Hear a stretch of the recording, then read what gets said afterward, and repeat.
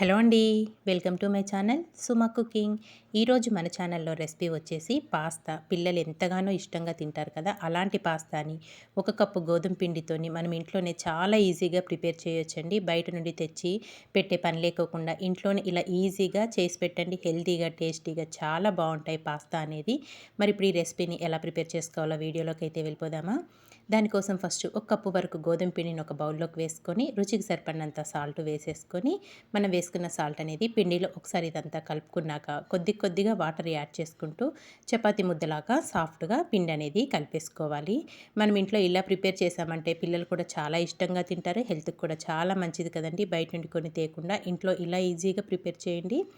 ఇలా పిండిని సాఫ్ట్గా కలిపేసుకున్నాక ఇప్పుడు దీంట్లో నుంచి మనం పూరికైతే ఏ సైజ్ పిండి ముద్దను తీసుకుంటామో అలా పిండి ముద్దను తీసుకొని నేను వీడియోలో చూపిస్తున్న విధంగా ఇలా రోల్ చేసేసుకోవాలి. సన్నగా వచ్చే విధంగా రోల్ చేసుకోండి, మందంగా కాకుండా.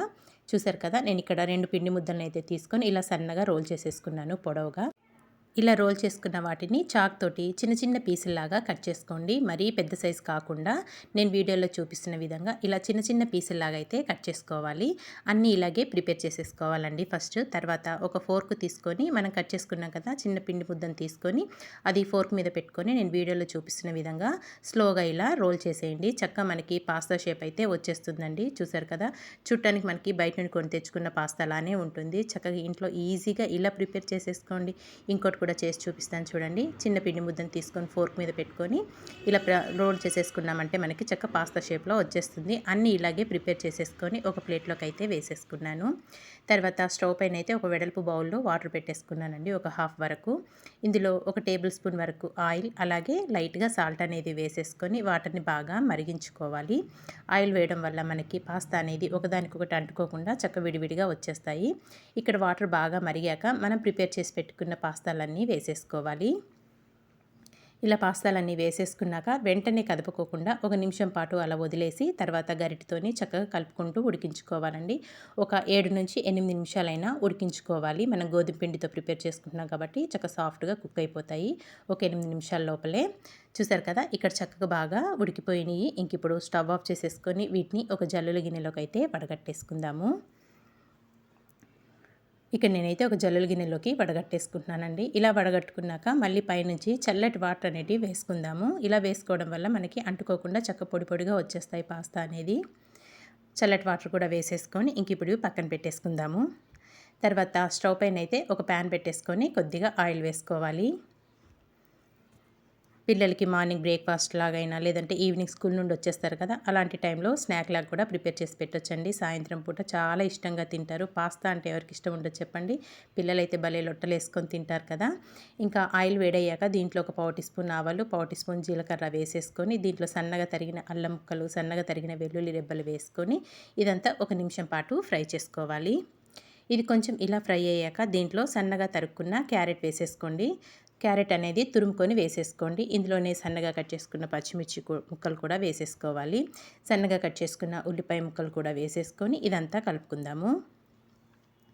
ఇదంతా కలుపుకుంటూ చక్కగా సాఫ్ట్గా మగ్గించేసుకోవాలండి మనం వేసుకున్న ఉల్లిపాయ ముక్కలు, అలాగే క్యారెట్, పచ్చిమిర్చి ఇవన్నీ ఇక్కడ ఇలా బాగా మగ్గిపోయాక దీంట్లోకి సన్నగా కట్ చేసుకున్న టమాటా ముక్కలు కూడా వేసేసుకోవాలి. ఒక మీడియం సైజు 2 టమాటాలు అయితే సరిపోతాయండి. టమాటాలు కూడా వేసేసుకున్నాక ఇప్పుడు వచ్చేసి దీంట్లోకి ఇదంతా కలుపుకొని ఒక 1/4 టీ స్పూన్ వరకు కారం,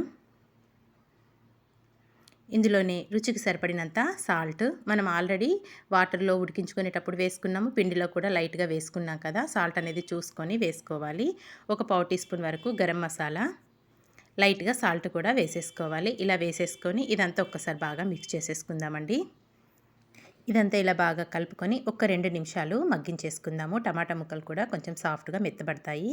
టమాటా ముక్కలు లైట్గా ఇలా మెత్తబడ్డాక ఇందులోకి ఒక చిన్న గ్లాస్ వరకు వాటర్ యాడ్ చేసుకొని మళ్ళీ ఇదంతా బాగా మిక్స్ చేసేసుకొని ఇందులోకి సన్నగా కట్ చేసుకున్న కొత్తిమీర కూడా వేసేసుకోవాలి. కొత్తిమీర కూడా వేసేసుకొని టమాటా ముక్కలు, ఉల్లిపాయ ముక్కలు ఇంకా మెత్తబడేదాకా చక్కగా సాఫ్ట్గా మగ్గించుకోవాలి. చూసారు కదా, ఇలా మెత్తగా మగ్గిపోవాలి. ఇదంతా ఇలా బాగా మగ్గిపోయాక ఇంక ఇప్పుడు ఇందులోకి మనం ముందుగా ఉడకబెట్టించుకున్న పాస్తానైతే వేసేసుకోవాలి. ఇలా వేసేసుకొని ఇప్పుడు ఇదంతా బాగా మిక్స్ చేసేసుకోవాలండి. మనం వాటర్ వేసుకొని టమాటా ముక్కలు సాఫ్ట్‌గా మగ్గించుకున్నాం కదా! మనం పాస్తా వేసుకోగానే చక్కగా జ్యూసీగా చాలా బావుంటుందండి. ఒక్కసారి నేను చూపించిన విధంగా అయితే పాస్తా అనేది ఇలా ప్రిపేర్ చేసి పెట్టండి. భలే ఇష్టంగా తింటారు. సన్నగా కట్ చేసుకున్న కొత్తిమీర కూడా వేసేసుకొని ఇదంతా కలుపుకొని మూత పెట్టి ఒక 2 నిమిషాలు కుక్ చేసుకుందాము. ఒక 2 నిమిషాల తర్వాత అయితే మీకు చూపిస్తున్నాను. ఇప్పుడు స్టవ్ ఆఫ్ చేసేసుకొని ఒక ప్లేట్‌లోకి అయితే సర్వ్ చేసేసుకుందాము. ఇంతే అండి, చాలా సింపుల్‌గా, టేస్టీగా, అది కూడా ఒక కప్పు గోధుమ పిండితో ఇంట్లోనే చాలా ఈజీగా పాస్తా అనేది ప్రిపేర్ చేసుకున్నాం కదా! మరి మీకు నచ్చిందా? నచ్చితే మీరు కూడా తప్పకుండా ట్రై చేయండి. ట్రై చేసాక ఎలా వచ్చిందో కామెంట్ చేయండి. ఇలాంటి మంచి మంచి వీడియోస్ కోసం వెంటనే మరి మన ఛానల్‌ని సబ్స్క్రైబ్ చేసుకోండి. వీడియో నచ్చితే మీ ఫ్రెండ్స్‌కి, రిలేటివ్స్‌కి షేర్ చేసేయండి friends. Thank you for watching.